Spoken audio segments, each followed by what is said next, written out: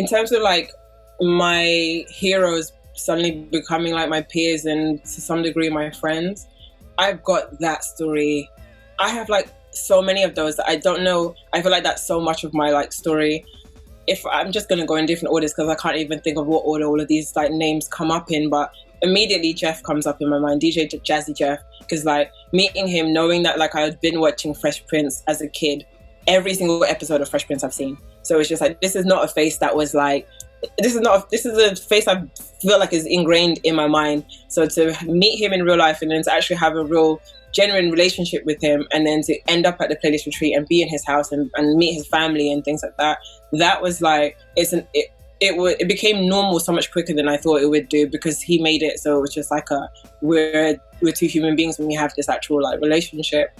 Marsha Ambrosius, who I grew up listening to Flowetry, like at a period of time my music just sounded like Flowetry, to be honest, because like when I fell in love with that neo soul kind of sultry sound, Marsha's like voice felt closest to mine as well. Like I felt like I could relate to her so much with the music tip.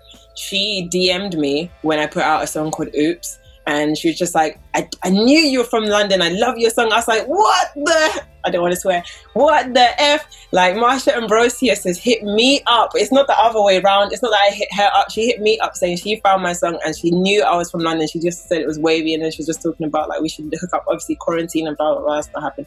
But that's how it goes. Hopefully like she doesn't forget that. I'm going to also have to DM her again to remind her.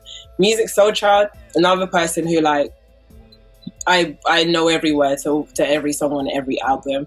I went to Toronto. I did an album with the Her Songs project last July sort of time, July, August. And we did a song that was using like the titles to his songs.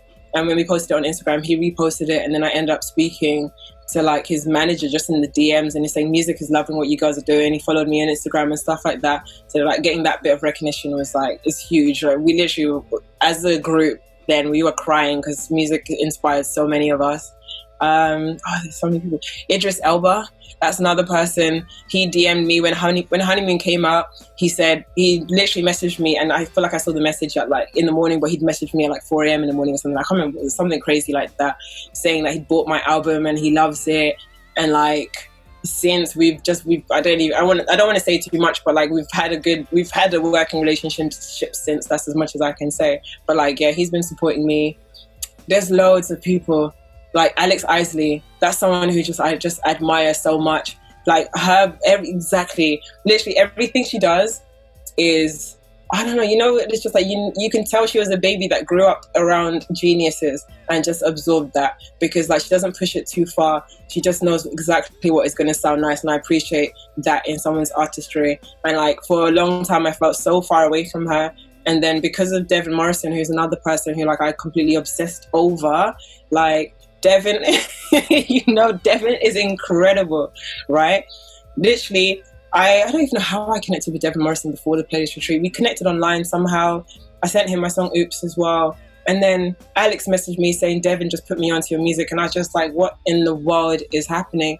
And like in the last year, so 2019, this is why 2020 was my year.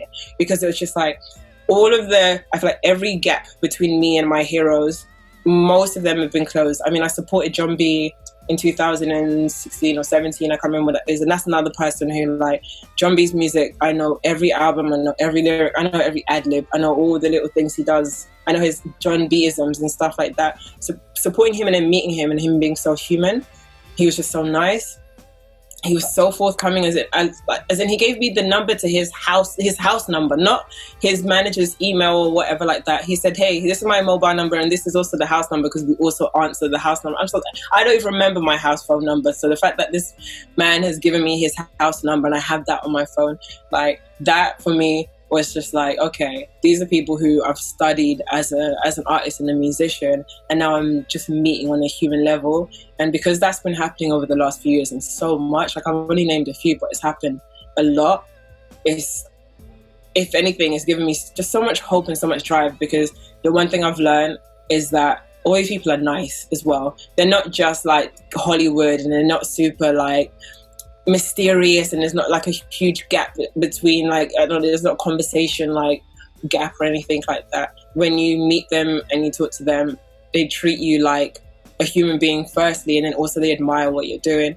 And like the love that I've gotten from these guys has been like, it's given me all I need to have the best career. Literally just the love that they've given me has given me all I need to just really believe in myself. So yeah.